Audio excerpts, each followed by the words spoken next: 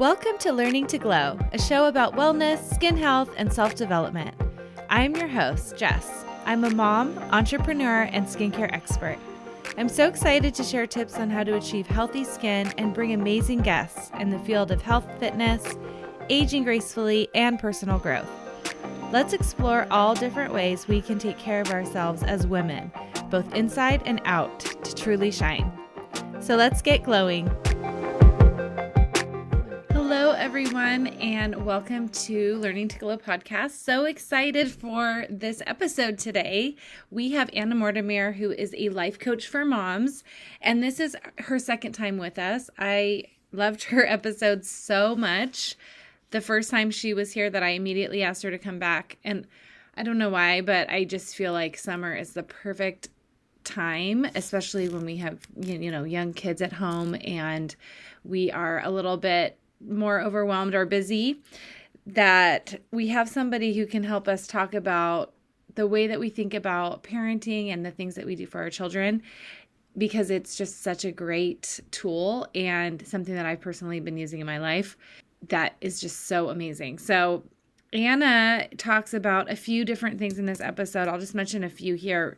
One of my favorite things we talked about is just confidence in being a mom and the choices that we make and how making decisions can be really difficult, and like really cool tips and tools about that. She also talks about comparison, maybe comparison to other families or other moms or other kids, and she called it Compare and Despair. I loved her segment on that, and really talking about being our own cheerleaders and really help us get through this parenting job, this mom job, which is so difficult and hard sometimes. And if you're also being mean to yourself on top of that, it's not helpful. So we talk about great tips and amazing takeaways in this episode.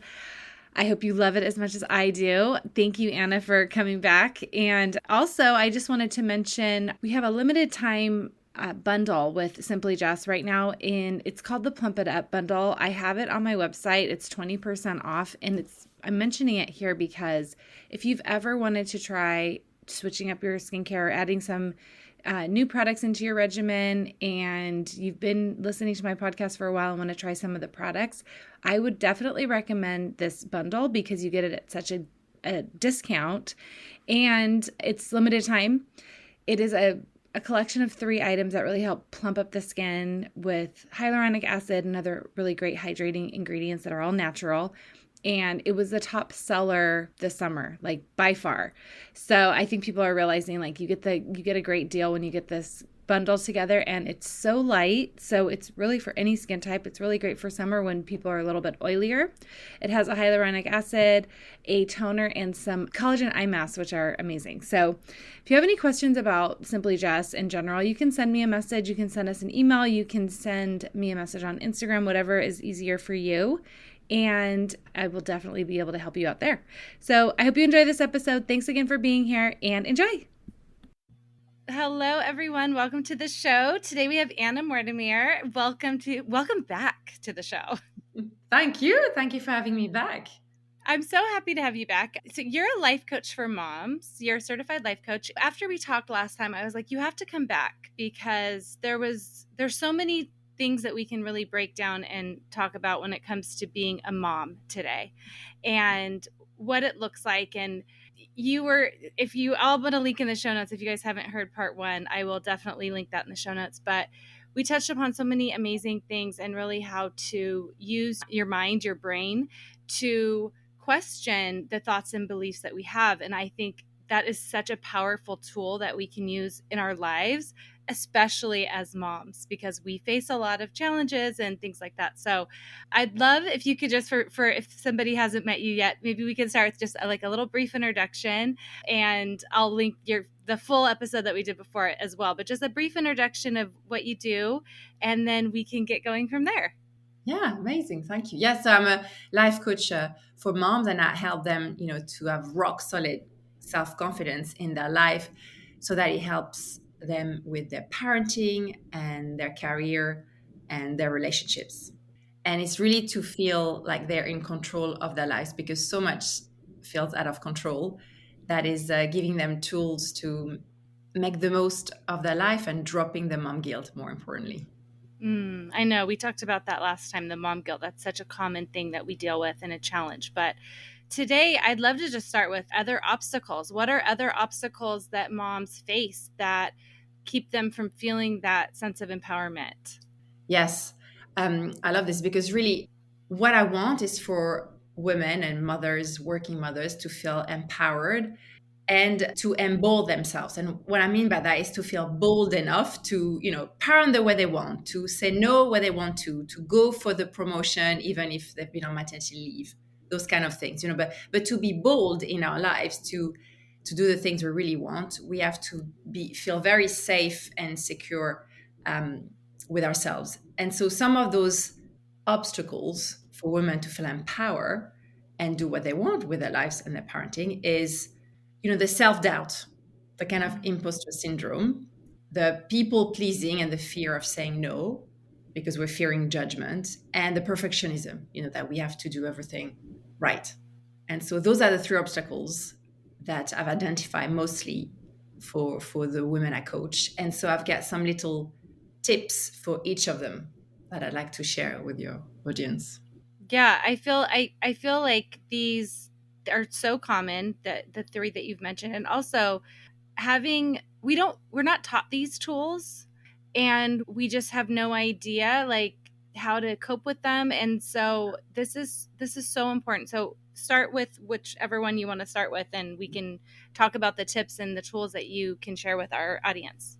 Yeah, so I mean, the imposter syndrome for working moms, that I like to start with that because a lot of them will talk to me about that they feel a bit of an imposter, going back to work, or they don't really know what they're doing in their parenting. If they have teenagers, they kind of feel they're making things up, or sometimes they think, God, I'm saying all this to people at work, but I can't even cope.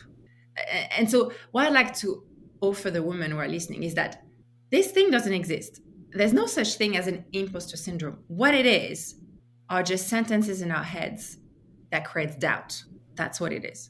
It's when we tell ourselves, "Oh, I'm not sure I can do this," or "I'm not good enough," or "Actually, I'm a terrible mom." Those thoughts that I wonder if I can. People are going to find out that I don't know. Is it? They're thoughts, and so we feel we've got this imposter syndrome that's quite heavy on our shoulders, but it's actually us doubting ourselves in our mind. That's what it is.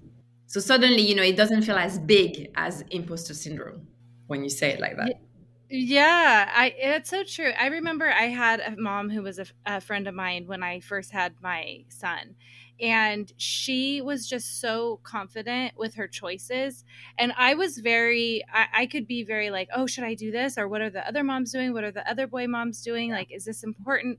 And I feel like now that I know a lot about this work, I feel like this mom must have been like, I'm going to make a decision that this is the right choice. And she did it with such confidence that I was like envious of that. That's what you're talking about. Yes, because listen, who knows what you should or shouldn't do, right? You decide.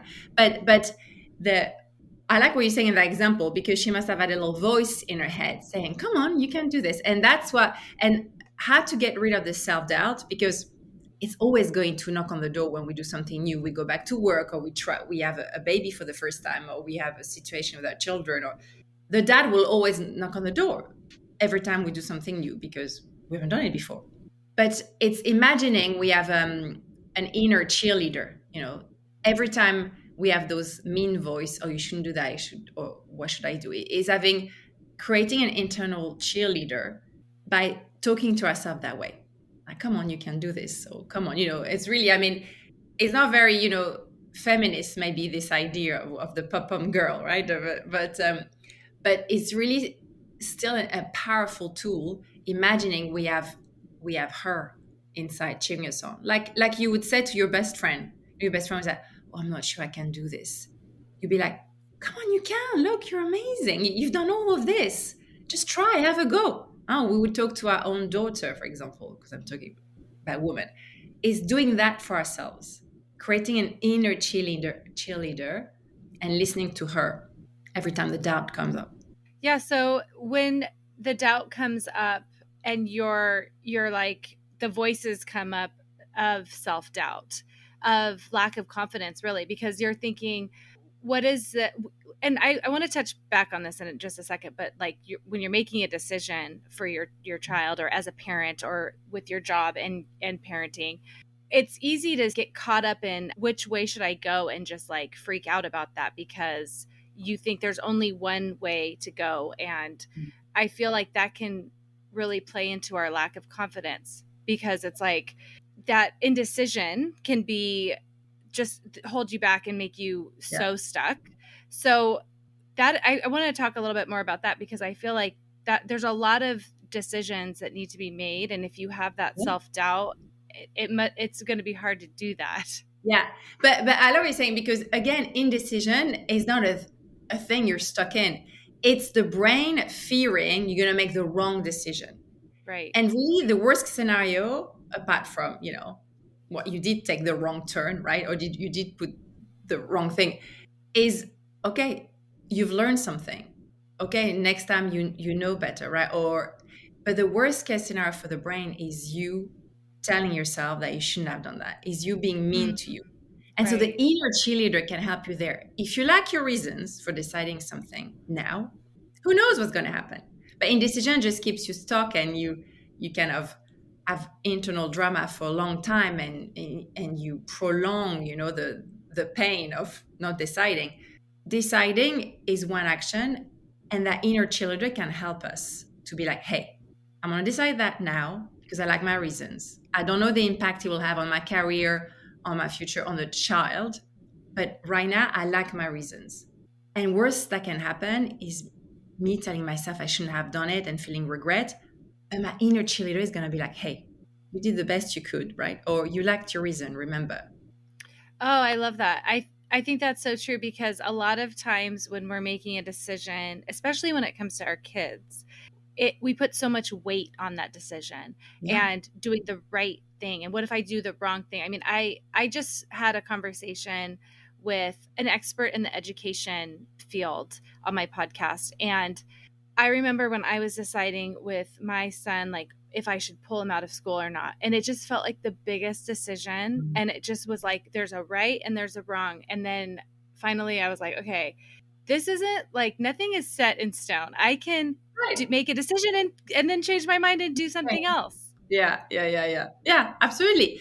And really, the pain that we inflict on ourselves as mother is that we say, oh my gosh, I've ruined, sometimes it's very dramatic, like I've ruined his life, or I'm going to ruin his life, and I've made the wrong decision and it's terrible.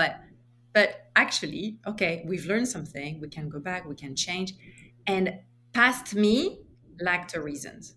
So again, when the mean voice comes up, which could be the doubt or the beating yourself up, is channel that inner cheerleader. We're like, hey, you okay? You've got this. You can sort that out now. You liked your reason back then. You did the best you could back then. You liked, you did the best with what you had. Mm. Yeah, it's such a kinder way to handle this, and and I feel like that was the hardest part for me, was that Yeah. period of time where I was trying to decide what to do. That was the most painful. And then when I decided, I was like, okay, like a pressure was off, and I could Yeah. just move forward and know that it's okay either way. There's going to be pros and cons to both. A Yeah. lot Yeah. of times that's the case. Yeah, but either way, I'm going to have my own back. Either way, I'm going to have my inner cheerleader. I'm going to stay in my own team. So I'm okay. So the worst scenario is we feel, like we talked about in the last episode, we feel pain that maybe we want to feel. Like we might be sad or disappointed, which is human, but we Mm. won't beat ourselves up. We won't add that other pain when we say, oh, I've ruined it, or it's my fault, or because we'll be like, hey, I did the best I could at the time. We're staying in our own team. We're having our Mm. inner cheerleader. I love that. I feel like this is kind of in the same area as the perfectionism, Mm, because as we are making decisions and navigating motherhood, we want to do things the right way. And I think if you are stuck in that perfectionism, I think that would just complicate things even further, to as to like making the decision, and also how kind we are to ourselves when we are not perfect. Well, tell me about your clients and perfectionism, because I'm sure not a lot of people consciously say, I have to be the perfect mom, but we feel it. Yeah. And we talked a little bit about that, about society, without realizing, even if we think, right, we're independent women, we're working, um, there's some ideas of maternity, there's some ideas of mothering, right? There's some idea of what it would look like. We should, as we said last time, the house should be in order, homemade meal for children, being at all the matches, working, having time for partners, for ourselves, all of it, which is exhausting. We'll try to do it all, especially do it all perfect according to some criteria that have been passed on to us, so that are outside of ourselves. So the key to understand is that it's so subjective that could go on forever trying to be that perfect, whatever that means, which is absolutely exhausting. There isn't a point when we arrive and be like, oh, now we're perfect, we can breathe and relax and enjoy our life. Nobody's Mm. going to give us the certificate, say, right, perfect, now you're good. And so, but we want that to feel like we're doing a good job, right? To feel good about ourselves, or to feel some kind of relief, and that's how I help my clients with, because that's what coaching can give it to us. We can give that to us if we decide of our own criteria. So the key here with perfectionism, which is this wheel that's never ending, is to create our own definition of good enough, Mm. kind of our own definition of success as a mom, our own definition of good enough, which we like. Because then when the brain's like, oh, you shouldn't have done that. Oh no, look, you're a terrible mom, or you've missed a match, or you forgot the game skit or the picnic or whatever it is that our brain will say to us. If our definition of good enough is, right, I've kissed my children goodbye, I stayed calm in the morning routine, right, or I read one bedtime story, whatever it is, we can reassure ourselves, say, hey, okay, I missed that, but look, this is what I did, and it's part of my definition. Yeah, I that is so good. I love creating your own idea of what perfect quote unquote is for you. And this, I feel like this makes it so much easier too, just to take the pressure off. I definitely feel like in my parenting journey, I have tried to do all the things that I think are expected of me or that my kids should be doing. Or, there's times where I hear of a parent who's like putting their kids in an activity that we never did piano lessons. Is that bad? Like, should I, I'm looking at piano teachers. Yeah, because that's a good point, Jess. This is the compare despair. Yeah. The when the definition is outside of ourselves, when we based our good enough on outside things, it's Mm. exhausting, and it leads to the compare and despair, and we feel a bit stuck because we're looking outside. Okay, what shall I do? What shall I do? And which is a very uncomfortable place to be. Again, deprives you of the moment and enjoying the parenting the moment. And so it's bringing back to what we can control. We can't control what other moms do. We can't control what people say, but we can control that we've decided our definition of success is, well, they do a sport or an instrument, but not both right now, or whatever you want it to be, right? Yeah, I love compare and despair. That is so good. I wish I knew that when my kids were younger. It's like I do feel like I've gotten to the point where I can say, okay, what's important for my kids and their needs and my family's needs versus what should I be doing Yeah. because of X, Y, and Z, and you know, not really customizing what we need, which is what you're talking about with that, creating your own definition for what you need and what your family needs, and not trying to keep up with everybody else, because that's Yeah. impossible. And I think that one thing that will come up, and that's where this cheerleader comes back into play, is you can really judge yourself for not keeping up or doing, what the other person down the street is doing. That's an Mm, easy thing to do. yeah. Yeah. Because with the compare and despair comes the judgment of we're Mm. never as good as the other person we're comparing, right? Because listen, it's good enough for what?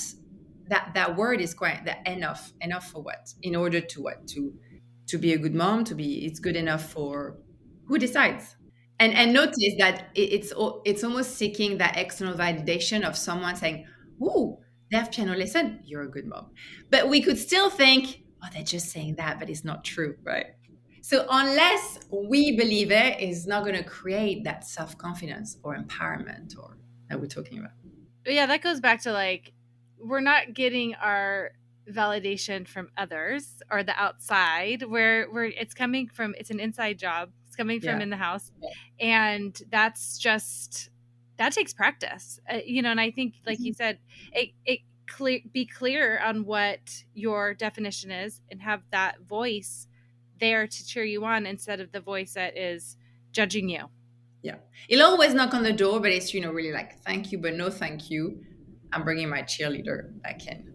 Oh, I love that. Anything else about perfectionism that you want to share with us? Because I feel like that can be very paralyzing in every area of our life, not just with parenting, but having these real unrealistic expectations of what you're supposed to do to fit in, like that can Yeah. be very damaging. Yes. And as you said, it happens in every area of your life, with relationship and work and the body and all of that. But it's Yeah. just, I like to offer you is remember amazing moms out there. It's a fantasy, you know, it doesn't exist because listen, we kind of compare ourselves to this perfectionist fantasy that we have, whatever it is for you, body, juggling with work, career, all of that. And so but we think that once we reach that, so with this mom who goes to all the match, who does all the piano lesson, who does all that, then we'll just feel happy all the time. But as we talked in the previous episode, there's no such thing than escaping the human experience where we're going to have negative and positive emotion, whatever we do. Hmm. So by I, trying I to be perfect, it's actually the brain saying, then you'll be so happy all the time. But it's not true. It's not true, which is a good thing because all that, the people pleasing, the fear of judgment, all of that is because we want to avoid negative emotions, which is human. But it's always going to be part of life. And sometimes we want to feel, again, we talked about, if our child's having a hard time, we want to feel sad too, right? If something hard is happening in the world, we want to have those kinds of emotions. What I'm talking about dropping the fantasy, being your own cheerleader, we'll talk about saying no when we want to, all of that. That removes the extra suffering, the internal suffering when it's all about us being not good enough, which means we will feel more happy more of the time. right.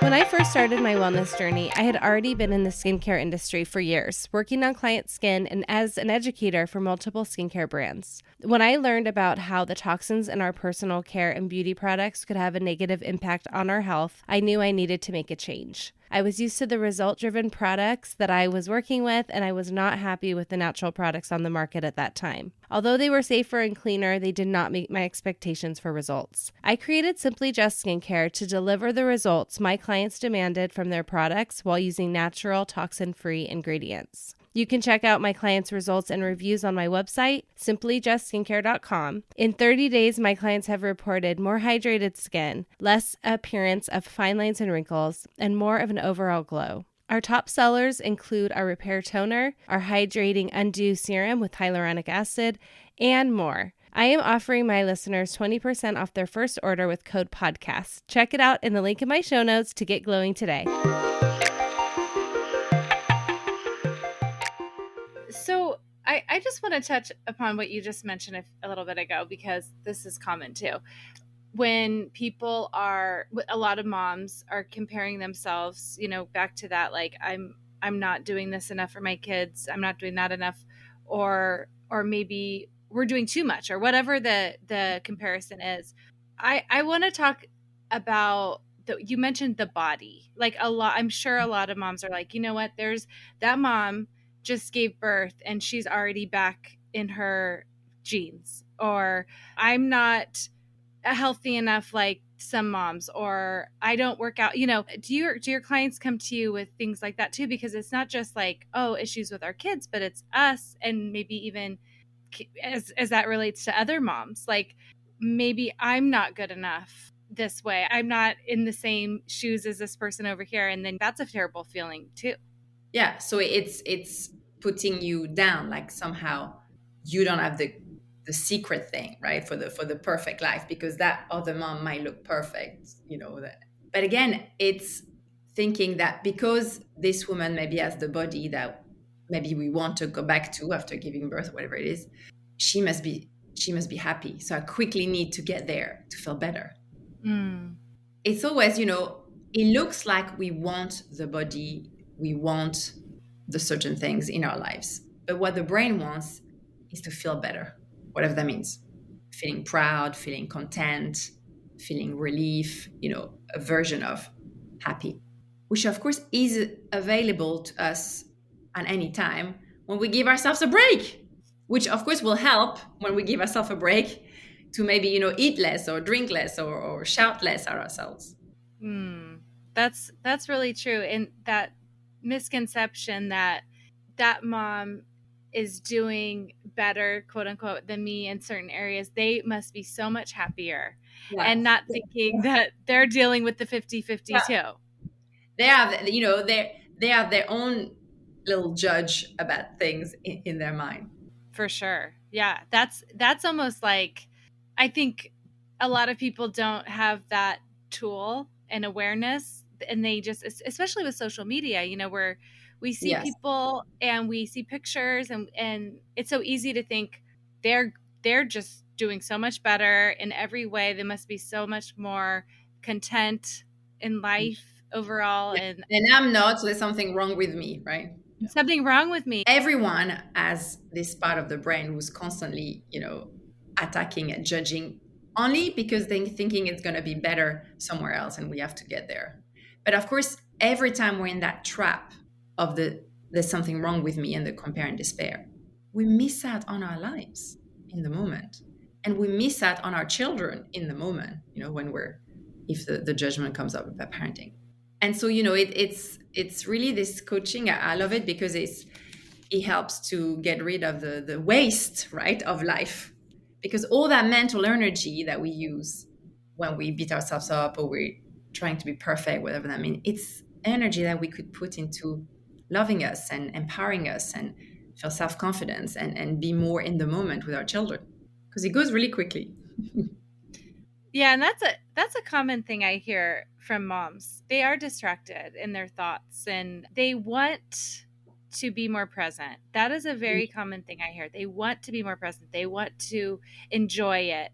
And when you're constantly fighting a voice or negative self-talk, that's so consuming and draining. Yeah. And I mean, we all know it. We all know it well, but it is the best way to stay Yes, disconnected. absolutely. And coaching really helps there because it's what we talk about without realizing what the brain does. We can be totally unaware of it and think it's all true, that I'm not good enough, that I'm not doing a good enough job, that I'm not good enough mom, that this mom's better, or that it will feel so true unless you know about coaching and you know that the brain is, they're just thoughts in your brain. It's not a real thing, that imposter syndrome or that, idea of perfect, that we can kind of take control of that part and decide our own perfect and decide our own good enough, so that we feel much more in control, so that when those voices come and that distract, as you say, it's very distracting because, and it feels terrible in the body, we can be like, hey, not true, thank you, but no thank you, and put them back, put them on the back seat, I call it, right? It's always going to come up because it's trying to help. It's trying for us to be, better, whatever that means. But it's not helping. We're already a perfect version of ourselves. We can always learn and make improvement and get to goals from that basics that we're already the best version of ourselves, which feels so much better, which enables us to then breathe, focus on that puzzle or that meal or whatever.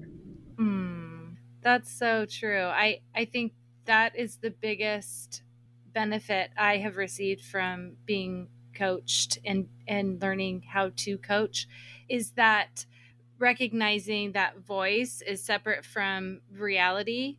I literally, like, no one teaches us that. And No. it takes practice. And that's why coaching and coaches are so important. And that's why I'm such an advocate for it, because it does take practice and having somebody to work with you on that and to show you, and then eventually being able to do it with yourself and self coach is, Yes, oh my gosh, what a gift that is. absolutely. You're able to shut down the little noise a bit more. All that noise of what people say and the social media and society and maybe what family said, right? And so we can be our own boss a little bit in our lives, which is quite nice. Yeah, I mean, you're taking a step back and looking at it more objectively, and realizing like it's optional, which is nice. Like, I don't have to be talking to myself like this, and I actually, there's another way, and that's what it's Yes. helped me learn too. Yes. So, Love that. let's talk about the next one. People pleasing. Yes. That That's a is big one probably for us that's a women, big right? one, right? Yeah. Mm. Well, we kind of, it's almost maybe without realizing, we kind of taught, to look after everyone Mm. first. And so it's really, and, be a good girl. I mean, even without realizing in education, huh? You know, the nice girl maybe will use her to help, the boy who's a bit boisterous, as a calming effect in the classroom. I mean, it's little things that can go back quite far away, that you have to be the good person, the good girl, and help and put other people first, and and not don't take too much space or make much noise, or be too angry, or there's a few things like that we've inherited maybe without realizing. And so standing up for ourselves when we lack our reasons, and not against other people, just for ourselves, which could be saying no, little things, saying no to parents-in-law visiting, right? Or saying no that you can't help at the school fair or whatever, feels like such a danger for our brain, because we're not respecting, if you want that definition of the woman who puts everyone in her house, who helps, who is caring, who's being the good, whatever. And so, the brain fears being rejected by the group and die alone. I mean, it could be quite dramatic. So totally human. But what happened is when we don't say no to meet our own needs, because we needed really to rest and not have the in-laws, we really needed to do that piece of work and not help at the fair, if I'm using this example, and we say yes because we're fearing of people pleasing, we still feel awful because we'll have so much resentment, and then we'll be tired, and then we'll be late for our work thing. So it's not really worth it. So, how do you help your clients with this? Because, like you said, it's so ingrained. It's so ingrained from back when we were kids. And, there's, that's just something that you think you need to do because you want to be, like you said, well liked, because it's as serious as like you could be kicked out of the group and like die alone, which is such a primal thing for us. So, how do you help them with this? And I think, how do you help them recognize that they're even doing it? Because honestly, I didn't even realize I was doing this until recently. Well, I love your question, because you're right. You're not aware at all. But I think is when you end up exhausting because you said yes to everything, and then you have no time for you, or to rest, or for your priority, or for your, it's not a problem unless it leads to results you don't want, right? I mean, it's Right. lovely wanting to help people. Let me be clear. It's very different people pleasing, which is we say no because we're fearing that they might judge us, versus we Mm. choose to please someone and get out of our way for it, right? Absolutely, we can get out of our way and go and help at the fair. A very different energy coming from I want to help versus I really can't, but I have to say yes, otherwise they judge me. Very different. And so that's the difference. Is if it leads to resentment, if it leads to you being exhausted, if it leads to you being overwhelmed, burnout, probably not a result that you want to keep. And that's when you realize that you're saying yes when you actually really want to say no. And then is realizing why you're doing that, because actually you don't really want to help at the fair. You really want to rest or go for that run so that you feel good for your work or whatever it is. And then we work on what's the worst case scenario if you say no, right? And here comes all the judgment that we fearing people might have on us. And then we realize that, okay, so what if they judge you? Because actually you can't control what they think of you at all. But once you build the self-confidence with coaching, you can cope with that. You can like, okay, worst scenario, they judge me. It's okay. I'd rather they think I'm lazy than me doing this thing that I really don't want to. Because I'm okay with my reasons. I'm not doing that against them, I'm doing that for me. And that's so powerful. But if you don't work on that self confidence, you think it's a disaster that they judge you, that you're a bad person, because you might believe it and feel awful. And so the tool here is to create your own little safety net, I call it. You know, if you really want to say no and you like your reasons because you don't have time, and you like your reasons, is facing that fear to say no, knowing that they might judge you. And if they do say something, what? You can't have at the fair? What do you mean we can't visit, right? Your parents and whatever. That's when your safety net comes in. I'm not a bad person. I'm not a bad mom. I'm not a bad daughter. I'm doing this for me because I like my reason. It to stay in your own team. You might feel like this is the end of the world if someone judges you, and you're about to fall, and that safety net is gonna catch you and be like, hey, remember, your past self really liked her reasons. We're gonna stand up for her, and future self is gonna be so happy that you said no because now you can do the things you really wanted. So it's a kind of teamwork between the different use. So it takes Mm. practice, but it's really, you're not going to die if someone judge you if you like the reasons you're saying no. I really like how you distinguish between people pleasing and just doing something for someone because you want to. It feels good. It's the right Absolutely. Yeah. reason to Yeah. you. Absolutely. Yeah.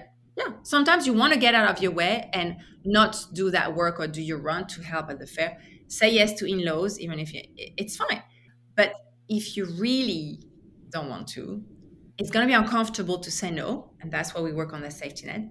But you avoid the future discomfort when they come and you're not in the mood and you're resenting them because you had all the other things to do, and then you blame them and then you might end up arguing. I mean, more discomfort. Yeah. More discomfort later. And also I think that's a really good point of trying to know what your reason is, liking that reason and then letting it go because you what you said is so true. We cannot force someone to think certain things. I mean, you could do the work at the fair and still they could judge you or whatever. They could That's okay. still think you didn't do a good enough job. You didn't stay long enough.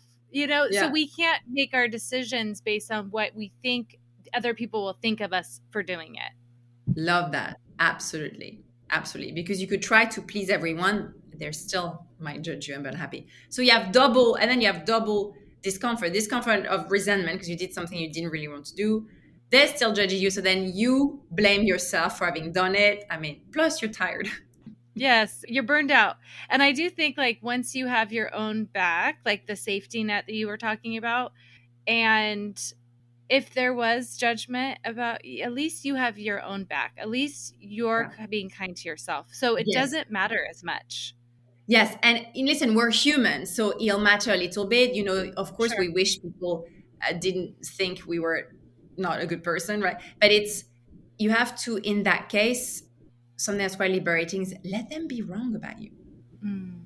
You're not a bad person. You were caring for you and family or whatever. And so let them be wrong about you. That's huge. And be like, okay, first of all, they're going to do whatever they want anyway.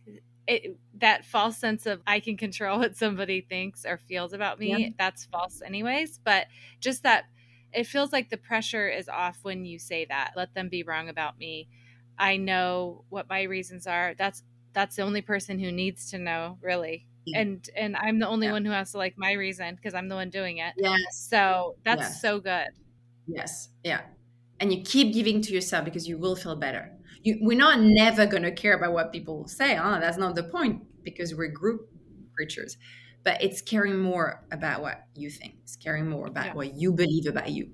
I think that's another thing that coaching is really good with because if you did have, like you said, we are human. We don't want people to think anything bad about us. But if that did come up or you think somebody's thinking bad about you, coming to a coach and being like, hey, this is what Yeah. happened. Help me see it Yes. like a different Yes. way. I feel like that's really hard to do on your own, especially at first when you're new. So having a coach to like work on that sort of thing with you is you just feel like $1,000,000 after you've gone through a session like that. And it's so liberating. because look at all that energy that you've put on imagining worst case scenario, what people think, what you could do to stop this, and or you could just live your life the way you want it. Mm. Yeah, that's a lot. That seems a lot freer for sure.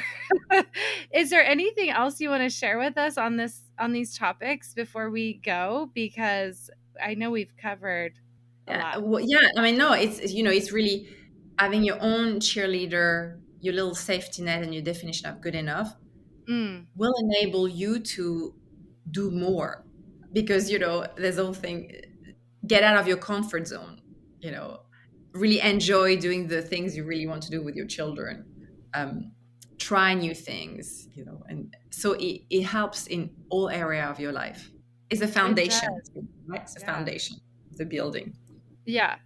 I feel like people are going to want to learn more about this from you and how they can get coached from you. Tell us a little bit about what you offer, and then I'll make sure I link all of your information in our show notes, and I'll link our first episode together too. Brilliant. Yes, thank you. Because it goes hand in hand with what we were talking last time with feelings. And well, I have a self-confident mothers program, which is a 12-week program that helps to build this rock solid foundation so that they can create the goal that they want in their relationship or work or the juggle, whatever the issue is. So it's very tailored to their need. And all the details are on my website, Anna Mortimer Coach. Okay. Awesome. I'll make sure to link your website. That sounds amazing. I know it's like, yes, we're bonded by the fact that we're mothers and we are working on, doing our best and being there for our children, but also this work it doesn't matter what area of your life it will help with. Like it goes across the board. And getting that practice, being more self-confident, having your own back, it doesn't matter what issues you're dealing with, it will help with those issues. So I think it's amazing. And you are so amazing. I Awesome. appreciate you for coming and sharing with us. Thank you. Thank you so much for having me. It's amazing. I love what you do. Thank you. Thank you for listening to this week's episode. Please subscribe and review so we can reach more people who want to learn to glow alongside us. See you next time.